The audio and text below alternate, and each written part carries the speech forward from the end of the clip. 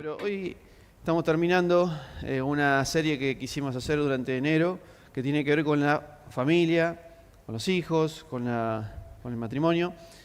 Y quiero aclarar que hoy vamos a hablar, quizás vamos a hacer foco en el matrimonio, pero los que, uno puede decir lo que yo no estoy casado, recién arranco, no tengo ni novio, ni novia, ni demás, no es que esto no es para vos tampoco, sino que son principios que aplicamos para el matrimonio, pero se pueden aplicar a cualquier tipo de relación, ya sea padre e hijos, amigos, hermanos y demás. Así que quiero que busquemos juntos 2 de Corintios 5. Hoy lo leíamos mientras cantábamos juntos, pero vamos a leer unos versículos antes. Pero antes de leer, quiero preguntarles a ustedes, ¿qué es el matrimonio? ¿Qué piensan que es el matrimonio? Así cortito, 2 o 3 frases, pero como para tener una idea, a ver cuál es la base de lo que creemos que es el matrimonio. ¿Qué piensan? La unión de dos personas. Bien. Una sociedad. Compromiso.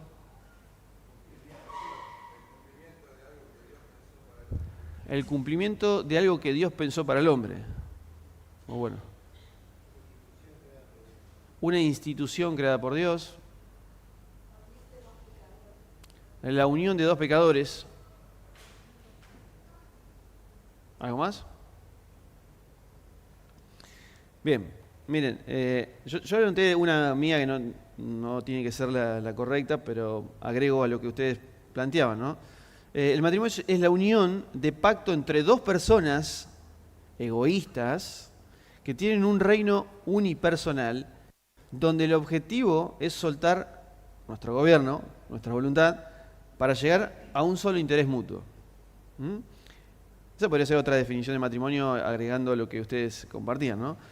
Ahora, miren lo que va a decir 2 de Corintios, capítulo 5, y vamos a ver cómo Pablo, si bien no está hablando puntualmente del matrimonio, sí está dando algunos principios que tienen que ver con nuestra relación entre nosotros, para ver cómo funciona esto. Miren, 2 de Corintios 5, vamos a leer del 14 al 19. Este va a ser el pasaje que vamos a analizar hoy. Dice así: el amor de Cristo nos obliga, en realidad la palabra es nos impulsa, ¿no? Porque estamos convencidos de que uno murió por todos y por consiguiente todos murieron. Y Él murió por todos para los que viven, ya no vivan para sí, sino para el que murió por ellos y fue resucitado. Así que de ahora en adelante no consideramos a nadie según criterios meramente humanos, es decir, no los vemos como seres humanos. Aunque antes conocimos a Cristo de esta manera, como un ser humano, pero ahora ya no lo conocemos así. Por lo tanto, si alguno está en Cristo, ahora es una nueva creación, ¿no? O una nueva criatura. Lo viejo ha pasado, ha llegado lo nuevo. Todo esto proviene de Dios, quien por medio de Cristo nos reconcilió consigo mismo y nos dio el ministerio de la reconciliación. Es decir, no solo nos reconcilió con Él, sino que también nos dio el objetivo, el propósito, el ministerio de reconciliar a otros. Esto es que en Cristo Dios estaba reconciliando al mundo consigo mismo, no tomándole en cuenta sus pecados y encargándonos a nosotros el mensaje de la reconciliación.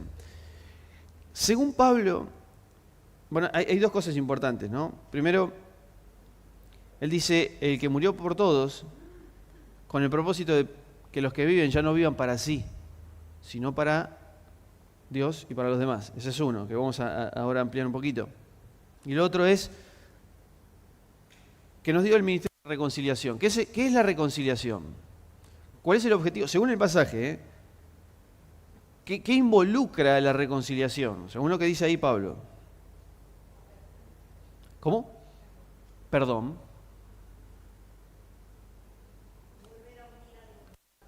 Volver a unir algo que estaba roto.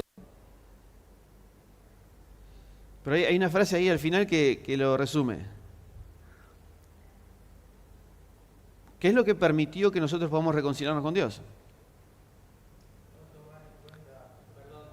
no tomar en cuenta los pecados. Es decir, no tomar en cuenta las ofensas.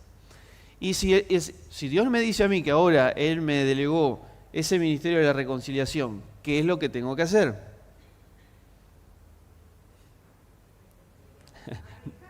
No tomar en cuenta las ofensas que me hacen otros, ¿no? Bueno, ahí es donde se empieza a complicar, ¿no? Porque nosotros entramos en el matrimonio y cualquiera que hayamos tenido circunstancias o hemos hablado con otros que por ahí tienen problemas matrimoniales, cada vez que nosotros queremos expresar cuáles son los problemas, lo primero que hacemos es echarle la culpa a nuestra esposa, por ejemplo, en mi caso. Siempre tiendo a decir, el problema es que ella no hizo tal cosa, ¿verdad? Tendemos todo el tiempo a hacer eso. Lo que pasa es que ella no me prestó atención, lo que pasa es que ella está muy involucrada con sus cosas, lo que pasa es que ella no entiende que yo trabajo mucho, lo que pasa es que, ¿no? Y siempre el problema es la otra persona. Entonces, recuerdan la definición que hicimos al principio, ¿no? Es un matrimonio donde las dos personas sueltan sus voluntades para tener una voluntad en común. Pero cuando nosotros creemos que el problema es el otro, ya no hay una voluntad en común, sino que hay una competencia entre nosotros. Es decir, yo estoy ya más desesperado por ganar una discusión, por tener la razón, que por encontrar el bien común. Y hay un autor que, de hecho, en el taller para matrimonios vamos a tener como base, se llama Paul Tripp, que es un escritor estadounidense que escribió un libro que se llama ¿Qué estabas esperando? Que habla del matrimonio, ¿no? ¿Qué estabas esperando? Ese es el título. Claro, porque ¿qué es lo que estamos esperando, no?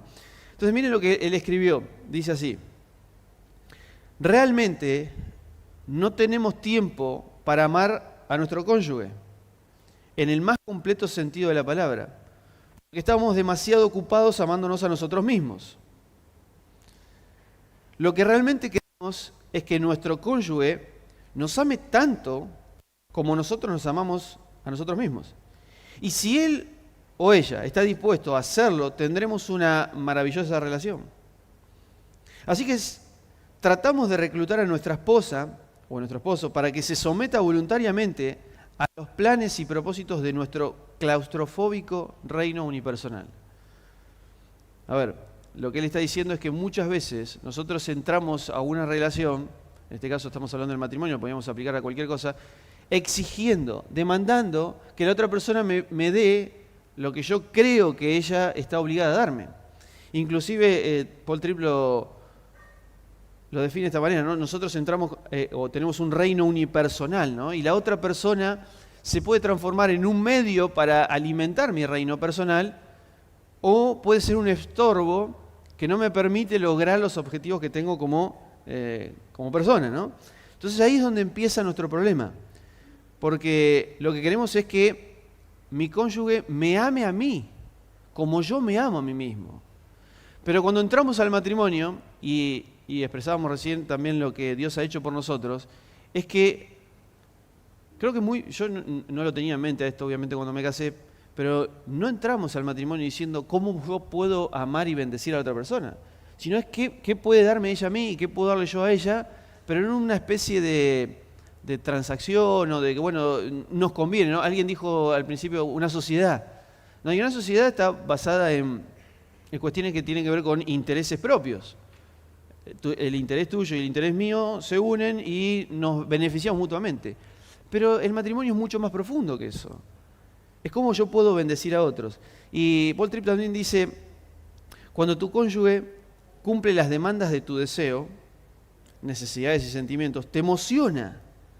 Entonces ahí lo tratás con afecto, porque él está supliendo tus demandas. Pero cuando se convierte en un obstáculo que obstruye tus deseos, necesidades y sentimientos, te cuesta esconder tu decepción, tu impaciencia e irritación.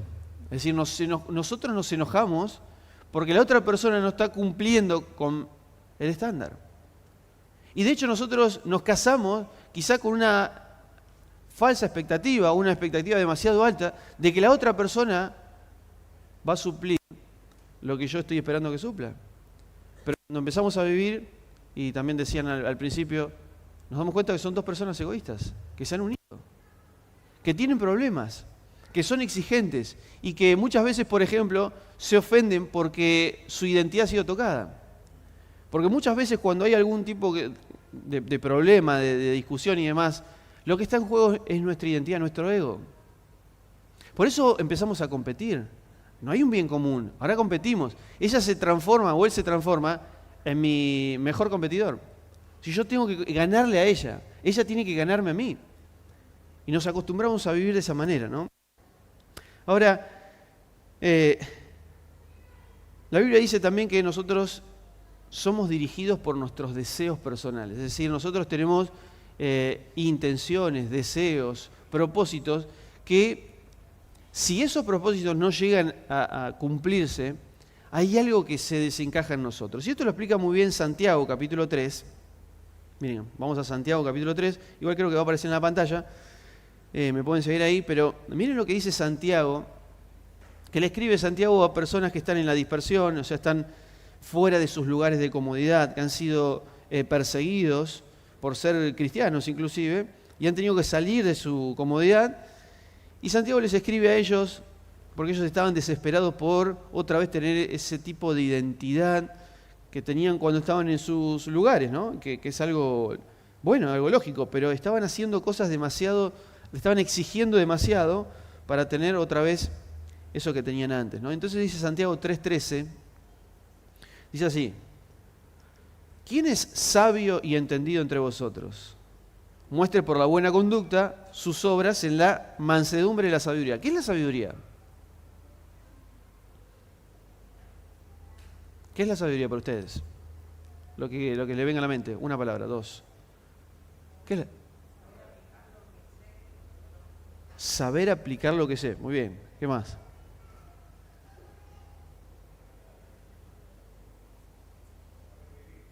¿Cómo? Saber vivir. Bien. No escuché.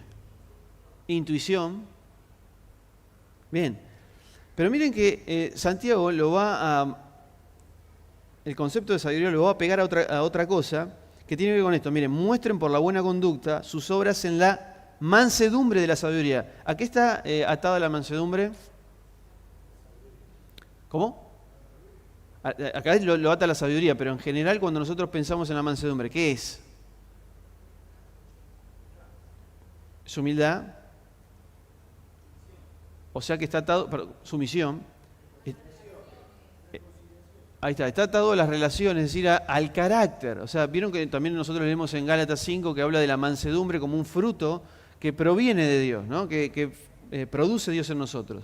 Entonces, si Pablo, estoy leyendo Santiago, no, Santiago es el que dice que la sabiduría está pegada al carácter, es decir, como decía Romy recién, es volcar mi conocimiento a la práctica, es decir, mostrar un carácter distinto. Pero miren lo que dice el verso 14. Pero si tienen celos amargos y rivalidad en vuestros corazones. Esta es la descripción de nuestro matrimonio muchas veces, ¿no? O nuestras relaciones, ¿no? Tenemos celos amargos y rivalidad, competimos. ¿Recuerdan que la Biblia está llena de competencias? Por ejemplo, Caín y Abel compitieron. ¿Quién más compitió? ¿Qué tenemos visto a través de Génesis? Lea y Raquel. Sí, es una historia totalmente llamativa. Dos mujeres que están casadas con un hombre. Hay una que puede fructificar y la otra no. O sea, una puede tener hijos y la otra no. ¿Recuerdan cómo competían? Cuando Lea tenía un hijo, dice, te voy ganando 1-0. Después tiene 2-0. Llegó a estar 4 hijos y Raquel no podía tener hijos. Entonces dice que se empezaron a pelear y a competir. Había rivalidad, había celos amargos. Lo que acaba de explicar Santiago. Inclusive en un momento, Raquel, detalle entre paréntesis, pero muy, muy llamativo, Raquel ve que uno de los hijos de Lea encontró unos frutos llamados mandrágoras.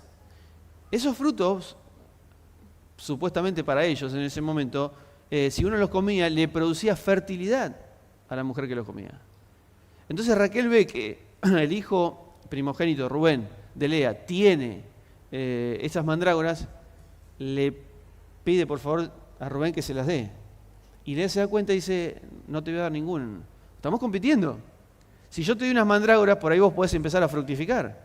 Pero como somos rivales y hay celos amargos, yo no puedo darte las mandrágoras. Una locura. Y después, es más, Lea aprovecha y como Jacob, que era el esposo de ellas dos, otra cosa extraña, amaba más a Raquel que a Lea, Lea dice, ok, yo te puedo dar las mandrágoras, pero si vos me alquilás a tu marido. O sea, estamos hablando de los padres del pueblo de Israel, ¿eh? No estamos hablando de cualquier hijo de vecino, los que eligió Dios para mostrar su carácter a las naciones. Y estas mujeres están compitiendo por tener esas mandrágoras, por tener hijos, por tener el amor de su esposo, totalmente erradas. ¿Por qué? Porque tienen celos amargos, porque compiten, porque hay un ego, hay un reino dentro de ellas que dice, yo quiero que gane mi reino, no el tuyo. Y van a competir. Y termina diciendo Santiago, ahora el capítulo 4, verso 1. Miren, ¿de dónde surgen esas guerras? Dice Santiago. ¿De dónde esas contiendas entre ustedes? ¿De dónde está esta rivalidad? ¿De dónde viene? ¿De afuera viene? No, no es de allí. De vuestras pasiones, o sea, estos deseos, pero son esos deseos que están, otra vez, exigen, demandan, están desequilibrados, las cuales combaten en vuestros miembros. Es decir, hay un deseo. Por eso Pablo, cuando en 2 Corintios dice que Jesús murió para que ustedes ya no vivan para ustedes mismos. Pero es lo que está explicando Santiago. Nosotros vivimos para nosotros mismos. Y tenemos celos amargos, y rivalizamos, y competimos el uno al otro. Codiciáis y no tenéis, entonces asesinan. ¿Ven? Yo deseo esto, y como no lo tengo que asesinar. Si hago lo que sea, lo imposible inclusive, para obtener aquello que mi corazón está creyendo que realmente necesita. ¿De dónde vienen esas peleas? De nuestro corazón, ¿no? Dice, ardéis de envidia, otra vez, celos amargos, envidia. Y no lo pueden alcanzar. Luchan y pelean. Y no lo tienen. No tienen lo que desean. Sí, mientras más exigimos, más pelea hay entre nosotros. Y termina diciendo, pedís y no recibís porque piden mal, para gastar en vuestros propios deleites. ¿Ven? Para gastar en las cosas que nosotros creemos que son importantes para nosotros. Es decir, cuando el egoísmo, cuando el reino del ego le gana al reino de Dios, empiezan estas competencias, estas rivalidades y celos amargos, que lo único que hacen es aumentar la competencia que tenemos entre nosotros, ¿no? Entonces, ahora, la realidad es que nosotros, los que se han casado y los que se están por casar, quiero darles una, no sé si buena o mala noticia, pero gente defectuosa se casa con gente defectuosa. Gente egoísta se casa con gente egoísta. Yo no me puedo casar con la ilusión de que esta persona sea perfecta para mí, porque no lo es, como no lo soy yo. Yo no soy perfecta para ella. Entonces, mi expectativa debe bajar, mi ilusión de que no va a haber conflictos debe bajar, al contrario. Debemos entrar al matrimonio entendiendo de que mi corazón va a exigir, de que el corazón de ella va a exigir, de que cuando yo me dedique a mi trabajo y no le dé importancia a mi esposa y mis hijos, ella va a exigir. Y cuando yo crea que ella tiene que hacer algo para mí, porque ella está obligada porque se casó conmigo, van a empezar las irritaciones y los enojos, y las rivalidades y los celos amargos. Ahora, también Paul Tripp dice algo, él pregunta esto, ¿qué pasa cuando estamos frente a una realidad de que un matrimonio parece no tener esperanza de seguir, ¿no? Esta es una gran pregunta. Este matrimonio no funciona más, se terminó el amor, siempre ponemos un montón de excusas, hay infinidad de situaciones que nos llevan a decir, esto ya no funciona más, ya no puedo estar más, ya no puedo seguir más así. Pero él dice, ese matrimonio no murió. ¿Saben lo que murió? ¿Qué murió? El sueño egoísta. Eso murió. El sueño egoísta de que ella tiene...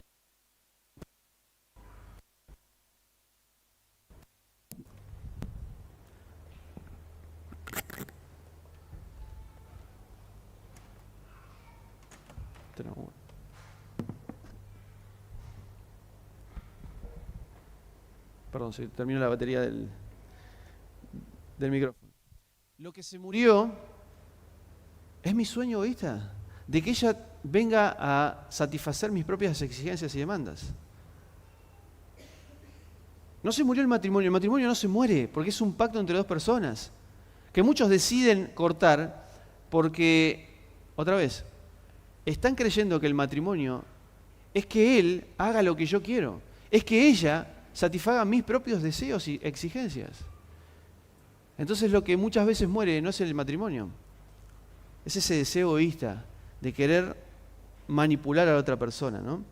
Entonces dice Paul Tripp también, cuando esto sucede, donde el sueño egoísta muere, el amor sólido y centrado en el otro puede perseverar y comienza a crecer. Entonces eso te transforma en una posibilidad de perdonar. Dios quiere para este matrimonio algo mejor de lo que ellos querían. Con frecuencia tu enojo se debe a que tu esposa ha quebrado las leyes de tu reino. Ella se ha interpuesto frente a lo que tú quieres y eso te ha enfurecido y te mueve a hacer o decir algo que someta a tu esposa de nuevo al servicio de tus deseos, necesidades y demandas. Pero la gracia de Dios viene para demoler esto. Y acá es donde comienza esta oportunidad de...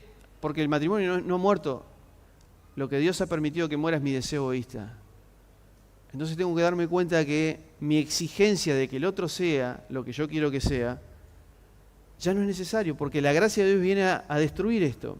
Su gracia se propone exponer y liberarte de la esclavitud de ti mismo. Quiere acabar contigo para que comiences finalmente a poner tu identidad, significado, sentido en Él. Es decir, ¿saben cuál es nuestro mayor enemigo según el Evangelio? ¿Quién es nuestro mayor enemigo según el Evangelio? Nosotros mismos. Por eso cuando Dios viene a salvarnos, adivinen de quién vienen a salvarnos. De nosotros mismos. Porque nosotros somos el peor problema para nosotros. Porque hay un corazón que otra vez demanda, exige. ¿Pero saben por qué demanda y exige? Porque no ha entendido cuál es nuestra verdadera identidad. Porque si nuestra identidad está basada en lo que yo creo que el otro me tiene que dar, en lo que otro piensa de mí, en lo que otro valora de mi persona, entonces yo me voy a frustrar cuando esa persona no me dé lo que estoy buscando. Pero cuando nosotros encontramos en Dios que nuestra identidad está satisfecha para siempre, porque ese amor que yo estoy buscando en cualquier otro lado, me lo ha dado Jesús en persona, ha dado su vida por mí, ya no necesito más otro amor. ¿Se entiende? Es decir, por lo menos no necesito exigir que alguien me dé aquello que ya Dios me ha dado. Y hay un amor que es totalmente perfecto, un amor que es desinteresado, que no busca lo suyo, que no guarda rencor, que no se irrita. Ese no es el amor nuestro, es el amor de Dios, que ha sido derramado en nuestros corazones a través de la expresión de Cristo. Pero si yo no he encontrado mi identidad en Él, nuestras relaciones, inclusive nuestro matrimonio, puede ser una guerra continua. Porque yo estoy tratando de exigirle a Él que me dé lo que yo estoy necesitando. Que muchas veces puede ser loable. Pero el problema es que nosotros no estamos siendo satisfechos con Dios y por eso se lo exigimos a nuestro cónyuge. Dice también, por eso permite una relación integral con otra persona imperfecta. Dios permitió que nosotros tengamos relaciones, en este caso matrimoniales, y que nuestras relaciones sean imperfectas, en un mundo imperfecto. Es más, Él diseña las circunstancias que tú nunca habrías diseñado para ti. Todo esto para llevarte al fin de ti mismo, o sea, para que te humilles. Porque es allí donde comienza la verdadera justicia. Cuando nosotros reconocemos nuestra condición frente a Dios, es ahí donde empieza la verdadera vida, ¿no? Él quiere que te rindas, quiere que abandones tus propósitos egoístas y quiere que enfrentes la futilidad de tratar de manipular a la otra persona para tu propio servicio. Todo esto tiene que ver, otra vez, con un corazón que entiende que este es mi reino. Y yo me casé con otra persona que piensa exactamente lo mismo, que tiene su propio reino. Y que peleamos juntos para ver cuál de los dos reinos es el que gana, es el que prevalece. Cuando Dios nos invitó a morir a nosotros mismos, porque ese es el inicio del Evangelio, porque eso es lo que hizo Dios a través de su propio Hijo. Él no vino a ser servido, Él vino a servir. Él no vino a exigir demandas, vos tenés que hacer tal o cual cosa. Él vino a darse a sí mismo, a pesar de lo que somos nosotros. A pesar de que ninguno de nosotros estaba dispuesto a recibir lo que Dios estaba dando. Inclusive Dios dice, yo lo doy igual. Porque Dios, el carácter de Dios, es como lo expresa 1 Corintios 13. El amor de Dios es así, el nuestro no. Entonces es ahí donde empiezan a pelear mi reino del ego contra el reino de Dios, que me dice, tenés que soltar las armas. Y el matrimonio y las amistades, los hijos, todas las relaciones, la idea es que, por eso hemos hecho un pacto con Dios, eso es lo que celebramos hoy, y ese pacto es, yo quiero formar parte de un trato con Dios, al punto de que Dios me da la posibilidad de que yo exprese ante otros el carácter de Dios. Y uno de los lugares más importantes de expresar este carácter de Dios es el matrimonio. Pero en el matrimonio lo que hacemos otra vez es seguir mostrando que nuestro corazón todavía sigue vivo. Y no mostrar el carácter de Dios, de un Dios que se dispone, no busca lo suyo, no guarda rencor, no hace nada indebido, no se jacta.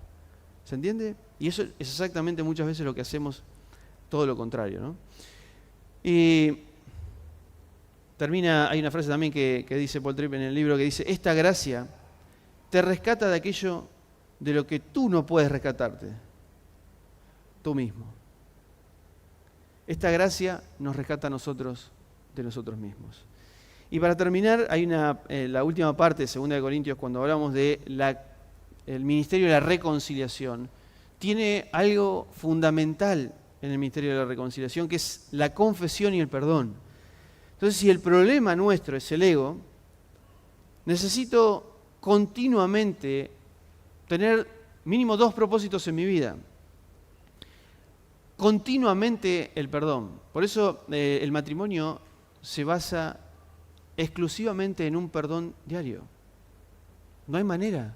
Si yo creo que no tengo que confesar mis errores y pedir perdón, mi matrimonio no tiene futuro. Pero no por algo que podamos decir nosotros, porque es algo que experimentamos nosotros. Pero la Biblia me dice que cuando yo confieso mis ofensas, puedo ser sanado. Cuando yo tengo una disposición de perdón, es ahí donde Dios puede producir con su evangelio, a través de su evangelio, esa disposición, ¿no? Y la reconciliación en un matrimonio no tiene que ser un estilo, un estilo de vida. No es una respuesta cuando las cosas salen mal. Es decir, el pedir perdón no es algo esporádico que hacemos, sino que es una costumbre desde todos los días, una disposición de pedir perdón. Porque saben que todos los días echamos a perder el matrimonio. Todos los días con mi egoísmo echo a perder. ¿Cuántos de ustedes se pelean por, voy a decir una estupidez, pero miren cómo estas pequeñas cosas nos van impulsando a generar pequeños reinos? La manera de poner el papel higiénico, ¿no? La manera de apretar el pomo de la pasta dentífrica. Yo me peleo por eso a veces. Me molesta tener que empujar el pomo de la pasta. ¿Por qué no apretamos desde abajo hacia arriba, no? Algunos apretan directamente desde arriba. Y a veces nos encontramos, o mi esposa se enoja porque yo soy totalmente desordenado. Y a veces nos encontramos compitiendo por esas pavadas. Pero esas pavadas son las que van sumando y van alimentando esa competencia diaria, esa rivalidad, ¿no? Como decíamos al principio, ¿no? Esos celos amargos. Y nos vamos a dormir enojados. Y ese enojo empieza a levantar, ¿no? A crecer, y ahí es donde empiezan los grandes problemas. Pero todo comienza cuando una pequeña cosa que no podemos solucionar, porque nuestro ego inclusive nos lleva hasta lo ínfimo, es que peleamos. Y dice Paul Tripp también, puesto que en alguna manera seguimos viviendo diariamente para nosotros mismos, necesitamos reconciliarnos con Dios en confesión y arrepentimiento. ¿Qué modelo tan perfecto es este para nuestros matrimonios? ¿No? El Evangelio. Nuestro problema fundamental no es la ignorancia de lo que es justo. Es decir, ¿cuántos de ustedes saben que no debemos pelear en el matrimonio? Todos, ¿no? Nadie va a decir, no, yo creo que está bueno pelear en el matrimonio. No, todos vamos a concluir que es negativo pelearse. Pero el problema no es si lo sé o no. Es mucho más que eso. Entonces él dice, nuestro problema fundamental no es la ignorancia de lo que debo hacer, ¿no? Nuestro problema es el egoísmo del corazón que nos hace preocuparnos más de lo que queremos que de lo que es correcto. Las leyes y principios y perspectivas de la Escritura proveen el mejor estándar que nuestro matrimonio jamás podría encontrar. Ellos revelan nuestros errores y fallas, pero no tienen ninguna capacidad de liberarnos de estos. Para esto necesitamos la gracia diaria que solo Jesús puede darnos. Es decir, yo te puedo dar un montón de consejos. Te puedo decir que, por favor, Seba, tenés que ser más atento con tu esposa. Tenés que procurar lavar un poco los platos, porque hace como 4 años que no lavas. Yo puedo decirte un montón de cosas, pero yo ya sé perfectamente lo que tengo que hacer. Pero el problema no es que no lo sé o lo tengo que saber. El problema es que mi corazón me impulsa a hacer lo que yo quiero. Entonces, podemos comprar un montón de libros de matrimonios que me dicen 10 pasos para mejorar su matrimonio. Pero el problema no es lo que tengo que hacer para mejorar mi matrimonio, es lo que tengo que reconocer que es lo que está dañando mi matrimonio, que es mi corazón exigente. Así que no tenemos simplemente que exigir el uno al otro que viva según los elevados estándares de la palabra de Dios. O sea, yo no tengo que exigirle a mi esposa que ella tiene que ser perfecta ante Dios. Tenemos que también que ofrecer día a día la misma gracia, porque ella se equivoca como yo me equivoco, y ella tiene que manifestar gracia en mi vida, que se nos ha dado para ser instrumentos de gracia en la vida de nuestros cónyuges. Nuestra confianza no está en la habilidad que tengamos de guardar la ley de Dios, sino en la gracia vivificadora y transformadora de quien nos ha atraído a sí mismo y tiene el poder de atraernos el uno al otro. Es Dios el que tiene el poder de atraernos el uno al otro. No hay nada que podamos hacer, inclusive nosotros hacemos todo para que ocurra lo contrario. Necesitamos confesar y pedir perdón, para que esa atracción que Dios produjo en nosotros, también Él la produzca en nuestro matrimonio, ¿no? Y cuando hay un matrimonio enojado, dice Paul Tripp, ella o él hablarán más del problema del otro que el de uno mismo. Mis reacciones están siempre justificadas por las cosas que el otro hace para que yo actúe como lo hago. El marido solo está allí para curar a su esposa. La esposa está ahí para curar a su marido. Maridos, debemos comprender esto. Tu esposa nunca es la causa de lo que haces y decís. Ella puede ser la ocasión, ella puede ser la que está ahí, pero ella no es la causa. Por eso basta de juego de culpas, basta de señalar con el dedo. Eso no funciona. Debemos reconocer nuestra propia miseria. ¿Alguna vez escuchaste cuando te equivocás y decís, perdón, no quise decir eso? ¿Es cierto eso? ¿Es verdad que decís no quise decir eso porque no quisiste decir eso? No. En realidad quisiste decir exactamente eso. Pero yo tengo que pedir perdón o decir no quise decir eso. Sino que al contrario tengo que decir sí quise decir eso. Porque mi corazón egoísta me impulsó a hacerlo. Por eso necesito perdón. Necesito tu gracia. Pero a veces cuando pedimos perdón nos estamos justificando al pedir perdón. Porque no, en realidad no, lo que pasa es que estaba muy enojado, lo que pasa es que vos me respondiste de esta manera. Siempre intentamos justificarnos, inclusive cuando queremos pedir perdón. Fíjense hasta dónde nos lleva el corazón egoísta, ¿no? Pero Dios nos invita a ser sinceros. Y Gálatas 5, este es el último versículo que vamos a leer, Gálatas 5, verso 13, que va a hablar también de estos frutos del Espíritu y los frutos de la carne. Pero Pablo va a dividir este reino en dos cosas, o esta idea en dos. Dice así, Gálatas 5:13. Les hablo así, hermanos, porque ustedes han sido llamados a ser libres. Pero no se valgan de esa libertad para dar rienda suelta a sus pasiones. Otra vez, ¿qué es lo que genera rivalidad y pelea según Santiago? Nuestras pasiones. Más bien, miren, la contraposición, más bien sírvanse unos a otros con amor. A ver, si me está diciendo que no le dé rienda suelta a mis pasiones, sino que sirva a otros en amor, ¿por qué estaba esperando antes? Le pregunto de nuevo, miren, si Pablo me dice que el problema es que yo le doy rienda suelta a mis pasiones, ¿qué está pensando Pablo cuando escribe que yo le doy rienda suelta a mis pasiones? Si lo contrario es que yo sirva a otros con amor. ¿Qué estoy buscando? Que me sirvan a mí. ¿Está bien?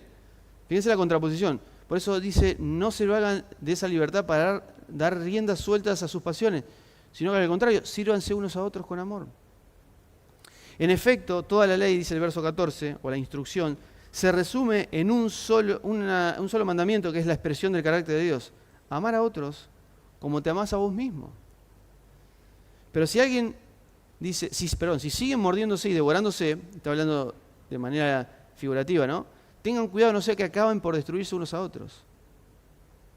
Ven que Pablo está diciendo, hay dos posturas, como decía también en 2 Corintios 5, o vivís para otros o vivís para vos mismo.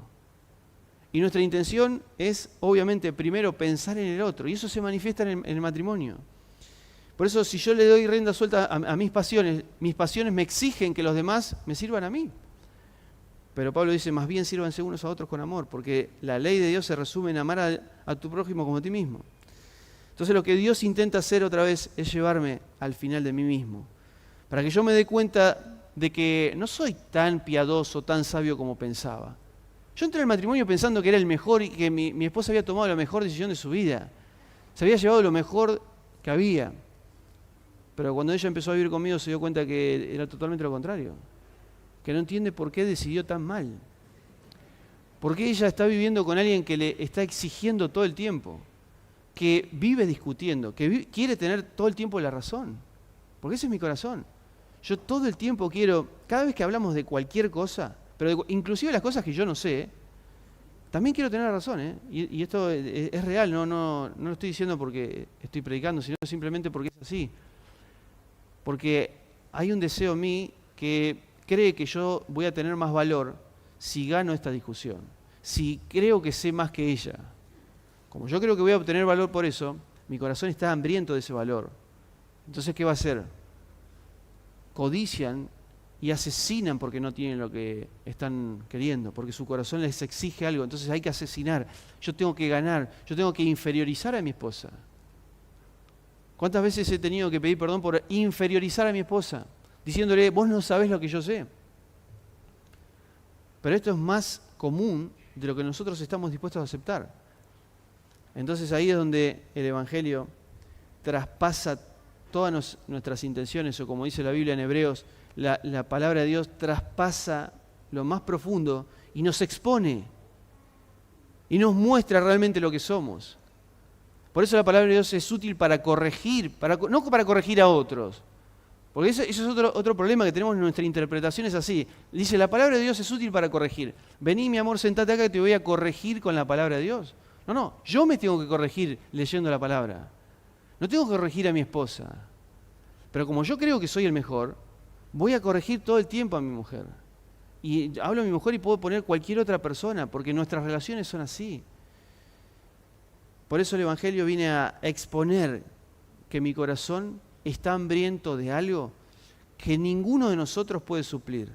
Solamente Dios, a través de la muerte del yo, por eso Pablo va a decir, ya no vivo yo, más vive Cristo en mí. Ese es el objetivo final, que yo me muera. ¿No? Leite siempre dice que el éxito es que te mueras. Es decir, que mueras a tus deseos, a tus demandas, a tus exigencias egoístas, a dejar de vivir para tu reino y empezar a vivir para el reino del Señor.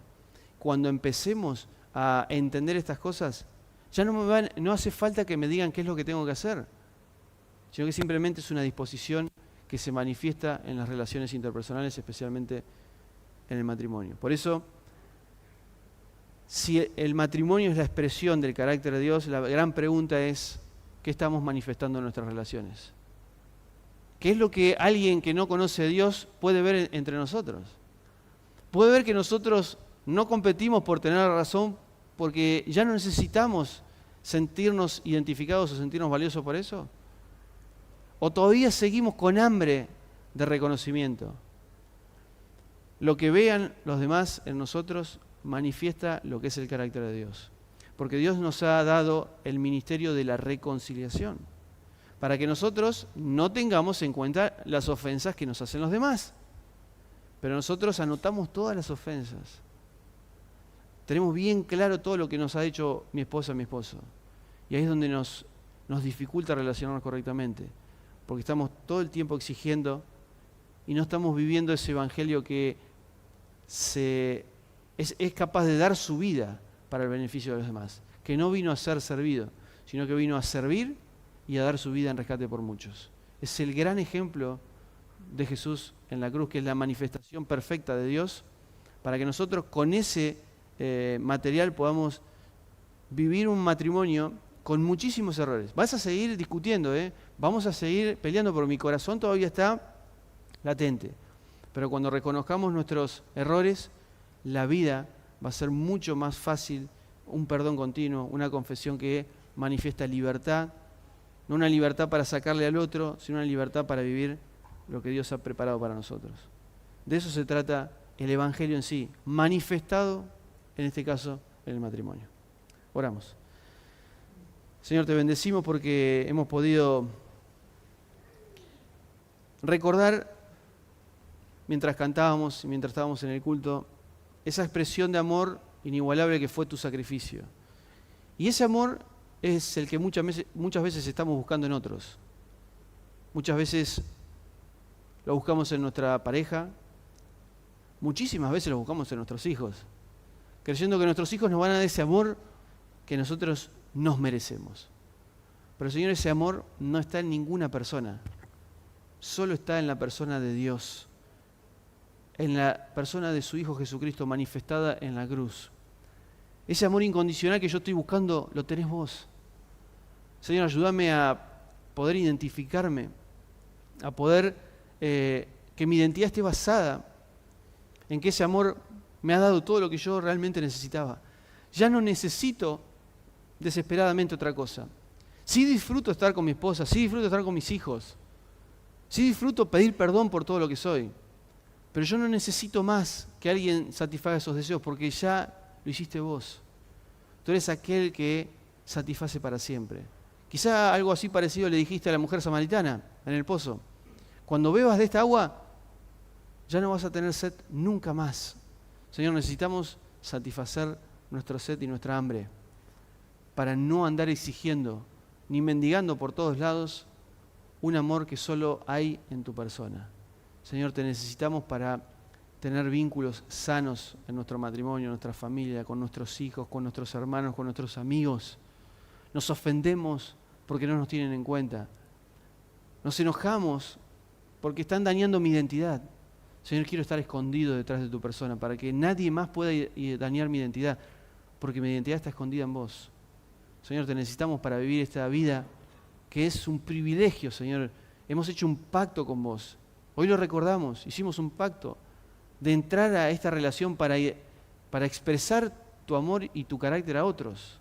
Señor, queremos que el Espíritu de Dios pueda hacer eso que nosotros no podríamos hacer nunca, mostrar tu amor a otros. Gracias por este tiempo, por tu palabra que nos confronta, nos coloca un espejo para que nos podamos ver tal cual somos. Te bendecimos, te honramos, en el nombre de Jesús. Amén. Dios les bendiga, hermanos.